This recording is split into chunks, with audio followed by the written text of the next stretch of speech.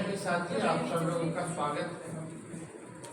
और आज का प्रेस कॉन्फ्रेंस इलेक्शन कमीशन का मतदाता सूची पुनरीक्षण अभियान जो चल रहा है उसी के सिलसिले में आज हम लोग प्रेस कॉन्फ्रेंस कर रहे हैं। और ये दूसरी बार जो है इस मुद्दे को हम लोग उठा रहे हैं। इसमें बहुत कन्फ्यूजन है और कन्फ्यूजन तो हमको लगता है इलेक्शन कमीशन में खुद ही क्लैरिटी है ही नहीं।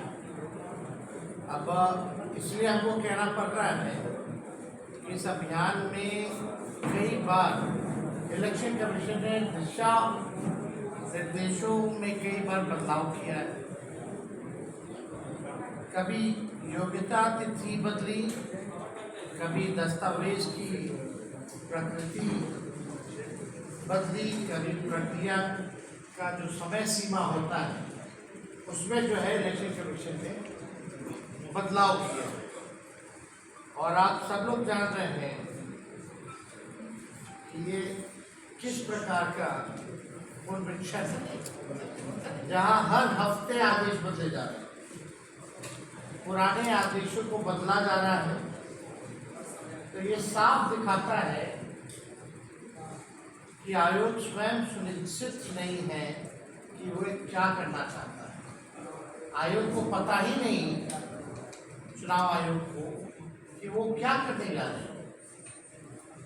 और इस पूरे अभियान की योजना ऐसा लग रहा है कि किसी राजनीतिक दल से साझा की गई। क्या कोई सर्वदलीय बैठक हुई है? अभी तक कोई सर्वदलीय बैठक नहीं हुई। और हम सब लोगों ने पिछले बार प्रेस कॉन्फ्रेंस किया था तो हमने कहा था कि हम लोग समय लेके चुनाव आयोग से, कई बार हम लोगों ने समय मांगा चुनाव आयोग से, कल भी हम लोगों ने समय मांगा है चुनाव आयोग से, लेकिन अभी तक कोई कंफर्मेशन जो है हम लोगों को नहीं मिला। अब कितना दिन ही बचा है इस अभियान को, 1 महीने के अंतर्गत जो है खत्म करना है। 5-6 दिन हो चुके हैं। हम लोगों ने सवाल उठाए हैं, क्लैरिटी नहीं है। और इन्हीं अभियान के दौरान कई बार दिशा निर्देश, गाइडलाइंस, डॉक्यूमेंट्स, टाइम फ्रेम जो है उसमें बदलाव किया गया है। लेकिन चुनाव आयोग अभी तक हम लोग इन मुद्दे पर जो गंभीर मसला लोकतंत्र में, संविधान में गरीबों को, हम सब लोगों को, नागरिकों को एक अधिकार दिया, वो करते हैं। इतना गंभीर मसला है फिर भी चुनाव आयोग गंभीरता से है। जो 11 डॉक्यूमेंट्स जो चुनाव आयोग मांगे हैं उस पर भी हम एक एक करके आप लोगों को समक्ष रखेंगे। वो 11 डॉक्यूमेंट्स क्या क्या हैं और कितने % हमारे बिहार के लोगों के पास है वो डॉक्यूमेंट। इसके बाद हमारी कुछ मांगे भी हैं जो चुनाव आयोग से, वो भी आप लोगों के समक्ष जो है हम लोग रखेंगे। ये ऐसा लगता है कि एक तरफा गोपनीय चुनावी साफ सफाई नहीं। चुनाव आयोग बिहार में गहन मतदाता पुनरीक्षण क्यों करा रहा है, इसके पीछे जो दलील दी गई है उसे हम पढ़ेंगे। और जो आयोग का जो दलील है उसकी मंशा से ही सवाल जो है खड़े होते हैं। अब चुनाव आयोग आखिर क्या कारण है कि ठीक 2 महीने पहले चुनाव से इतना बड़ा निर्णय लिया है। अब पूरा नए सिरे से वोटर लिस्ट जो है 8 करोड़ लोगों का बनाने का काम करेगा। दलील क्या है? आयोग कहता है पिछली बार गहन मतदाता पुनरीक्षण वर्ष 2003 में हुआ था। उसके बाद से राज्य में शहरीकरण, सूचना का समय पर अद्यतन न होना तथा फर्जी और विदेशी नागरिकों के नाम सूची में दर्ज हो जाने जैसी समस्याएं सामने आई। ऐसे में आयोग ने एक बार फिर पूरे राज्य में विशेष गहन पुनरीक्षण कराने का निर्णय लिया। दिए गए कार्यक्रम का जो डेट है 1 जुलाई 25 से, उसी के आधार पर 1 महीना के अंदर जो है इसको कंप्लीट करना है। ये दलील है चुनाव आयोग। तो क्या केवल बिहार ही राज्य है, पूरे देश में क्यों नहीं करा रहे? ये सवाल तो उठता वो 2 महीने पहले। अब सवाल ये उठता है फर्जी विदेशी नागरिक इसका जो है प्रक्रिया इसलिए शुरू कराया गया। तो ये प्रक्रिया 1-2 साल पहले क्यों नहीं शुरू कराई गई, जब लोकसभा का चुनाव ही खत्म हुआ था? उसके बाद से ये प्रक्रिया शुरू कर लिया। अगर आपको लग रहा था कि 2003 के बाद 2025 में फर्जी वोटर्स अगर आ गए, तो इस प्रक्रिया को 1-2 साल पहले ही शुरू कर लेना चाहिए था, तो किसी प्रकार का अफरा तफरी नहीं होती। अभी सब लोग हड़बड़ाए हैं, सब लोग कंफ्यूजन में है, और चुनाव नवंबर में संपन्न होना है। अब 25 दिन के भीतर इतना गहन पुनरीक्षण कैसे संभव है, ये सवाल उठता है। दूसरा, आयोग कह रहा है कि बीएलओ 3 बार, महत्वपूर्ण है, बीएलओ 3 बार मतदाता के निवास स्थल पर जाएंगे। अगर बताए गए पते पर मतदाता नहीं मिलेंगे तो उसका नाम वोटर लिस्ट से हटा दिया जाएगा। मतदाताओं को गहन पुनरीक्षण के लिए भौतिक रूप से उपस्थित रहना पड़ेगा, यानी फिजिकली उपस्थित रहना पड़ेगा। आयोग के इस नियम का शिकार लोग कौन कौन होंगे? जो लंबी या छोटी अवधि के लिए घर से दूर रोजी रोटी कमाने जाते हैं, मजदूरी करने जाते हैं, अलग अलग शहरों में नौकरियां करते हैं, कहीं गार्ड की नौकरियां कर रहे हैं, कहीं किसी के घर पे काम कर रहे हैं, कहीं पंजाब में किसी का खेत देखने का काम कर रहे हैं। तो ये लोग जो है शिकार बनने जाते हैं। ऐसे लोग चुनाव के समय आते हैं और अपना वोट भी डाल के जाते हैं। जो भी पलायन करता है, लेकिन वोट के समय वो लोग वापस आते हैं और वोट डाल करके जाते हैं। अब जो लोग छुट्टी पलायन में जो लोग किया हुआ है, लगभग 3 करोड़ से भी अधिक लोग जो है बिहार से पलायन करते हैं। 2 दिसंबर 2004 के बाद मतदाताओं को अपने साथ साथ अपने माता पिता का भी पहचान पत्र जो है देना होगा, और पहचान पत्र के रूप में आधार कार्ड और राशन कार्ड या मनरेगा कार्ड नहीं चलेगा।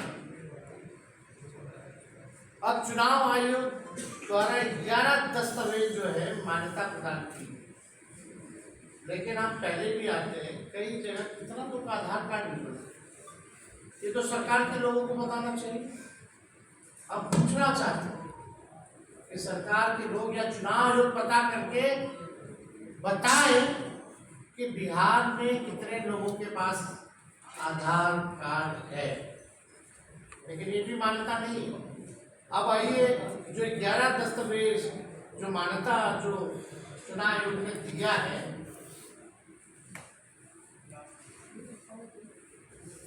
बिहार सरकार और भारत सरकार से सवाल पूछना चाहते हैं। इन 11 जो दस्तावेज हैं, उन दस्तावेजों का प्रतिशत में बताइए कि कौन कौन सा दस्तावेज कितने कितने बिहारियों के पास है। पहला, भारत सरकार, राज्य सरकार एवं पब्लिक सेक्टर उपक्रमों में कार्यरत कितने प्रतिशत कर्मी हैं और कितने प्रतिशत कर्मियों के पास कोई I card pension payment order है? कह रहे हैं 99.99% जगह यह प्रक्रिया शुरू भी नहीं हुई है, यानी बचे 19 दिन। अब 19 दिन में कहां से हो पाएगा भाई? लेकिन इसमें चौंकाने वाली बात आ रही है, गरीबों का वोटर लिस्ट से नाम हट रहा है और सत्ताधारी दल एनडीए चुप क्यों बैठी हुई है? क्या उनको एनडीए के लोगों को चिंता नहीं है कि वोटर लिस्ट के पैमाने पे वोटर लिस्ट का वोटरों का नाम कटेगा? डॉक्यूमेंट नहीं है लोगों को, ये कैसे 19 दिन में पूरा होगा? हम लोगों ने जाति आधारित गणना कराई बिना डॉक्यूमेंट मांगने, घर घर जाकर के खाली फॉर्म भरना था, उसमें 9 से 10 महीना लगा। अब तो बचा 19 दिन, 6 दिन बीत गया, अभी भी 99.99% जगहों पे ये कार्य भी शुरू नहीं किया गया। अब बच्चा 17 दिन में कहां से करा लेगा भाई ये लोग? बिहार में मानसून ने गति पकड़ ली। कल कितना पानी से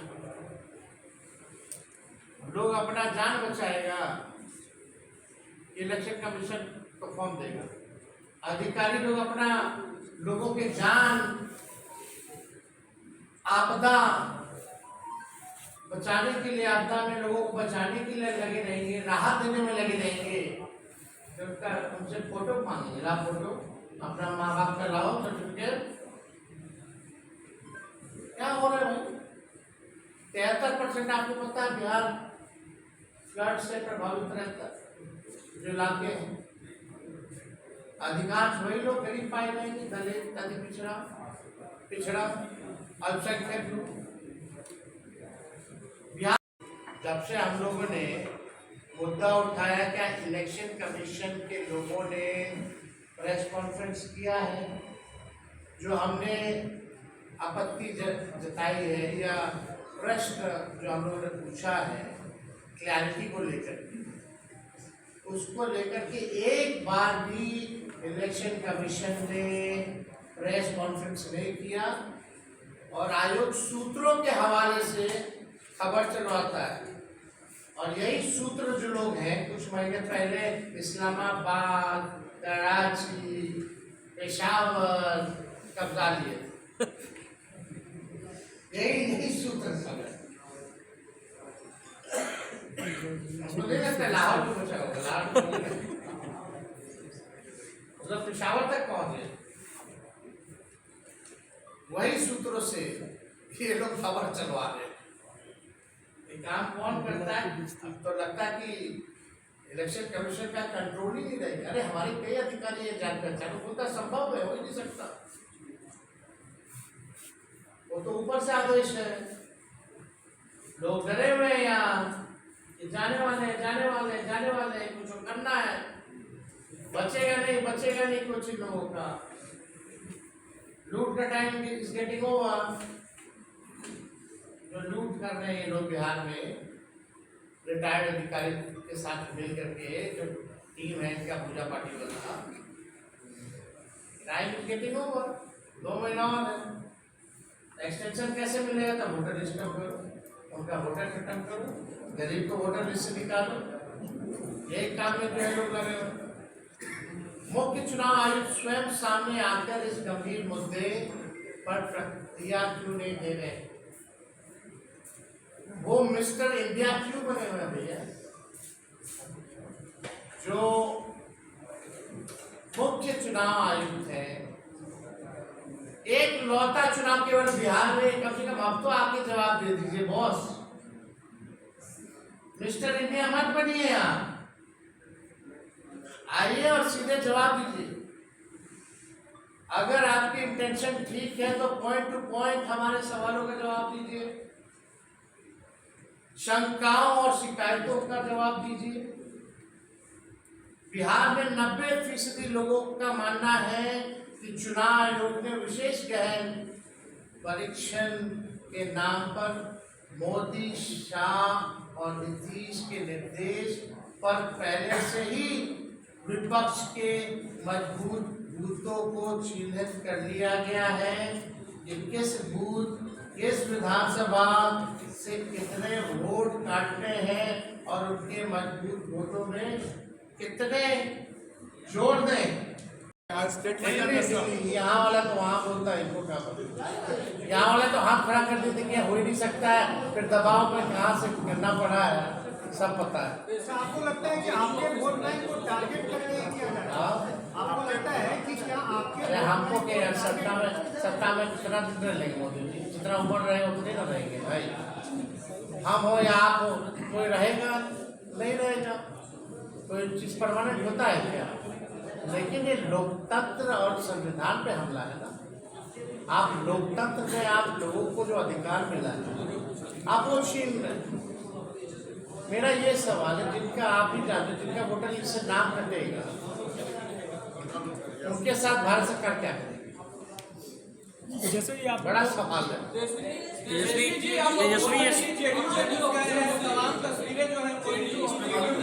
अरे पहले ऑफिस में नीतीश जी की तस्वीरें बने वर्किंग प्रेसिडेंट या पार्टी में जब आए थे कोटा से बैठ जाओ कोटा चलता रहता है जदयू में और सरकार में भी कई कोटा चल रहा है। आप समझ गए ये तो प्रकोष्ठ है जदयू भाजपा की। तेजस्वी जी नेता नीतीश जी थोड़ी है। तेजस्वी जी आपने कुछ दिन पहले कहा था कि जेडीयू जो है उसको भाजपा खत्म कर देगी, तो क्या शुरुआत हो गया? दिखने लगा, शुरू तो पहले ही हो गया था। शुरू तो तोड़ना तो चालू थी जब हमारे चाचा हमारे पास आए थे, यही बोल के ना थे, तो उसी टाइम से तोड़ना शुरू हो गया था। जब झारखंड में ऑपरेशन चल रहा था लूटर, महाराष्ट्र में चल रहा था, तो बिहार में भी चल रहा था। तेजस्वी जी सवाल ये है कि इसमें एससी कम्युनिटी सबसे ज़्यादा प्रभावित होंगे, लेकिन इस मसले पर ना चिराग बोल रहे हैं ना मांझी जी बोल रहे हैं।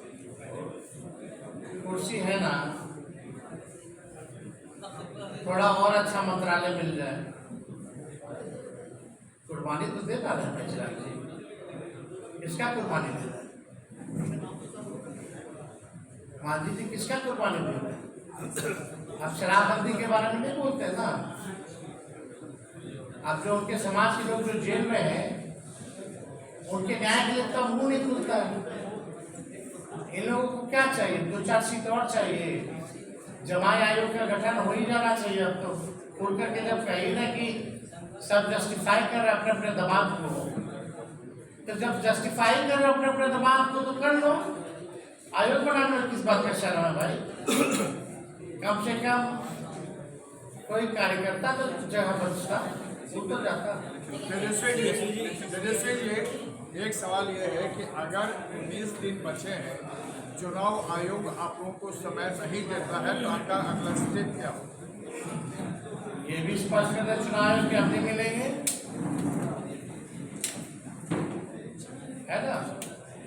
उसके बाद जो आपको करना हुआ करेंगे। नहीं, कितने दिन का टाइम आप दीजिएगा चुनाव आयोग को? आपको कल 4 है मिलना, कल का भी हमें समय मांगा है। कितने दिन का टाइम दीजिएगा चुनाव आयोग को भी मिले, और नहीं तो आप ये अगला कदम उठाएंगे? अगला कदम जब उठाएंगे, हर कदम पे आप लोगों को देता है। लेकिन आप चुनाव आयोग से तो पूछे भाई क्या कर रहे हो, जवाब क्यों नहीं दे रहे, बार-बार क्यों गाइडलाइन चेंज कर रहे हैं? How it is possible? और जरा बिहार सरकार से पूछिए कि आपके अधिकारी आपदा में काम करेंगे, चुनाव आयोग का काम करेंगे? लोगों का जान माल देखेंगे या वोटर लिस्ट का कागज ढूंढवाएंगे? और इसीलिए एक मिनट इसीलिए भाजपा के लोग 2 दिन से हमको दिल्ली में बैठ के गाली दे रहे हैं। लोग बोल ना रहा है क्या क्या बोल रहा है। जो बोलने वाले वो सब टपोरी लोग हैं, लफुआ लोग हैं। उनके लिए हमारे प्रवक्ता ही काफी हैं, जितने छपरी लोग हैं। और आप बताइए, जो मौलाना आपको बोल रहे हैं, तो मौलाना का मतलब तो विद्वान ना होता है। शरीयत कानून लागू करने की बात करें, उसका मतलब तो विद्वान ना होता है। और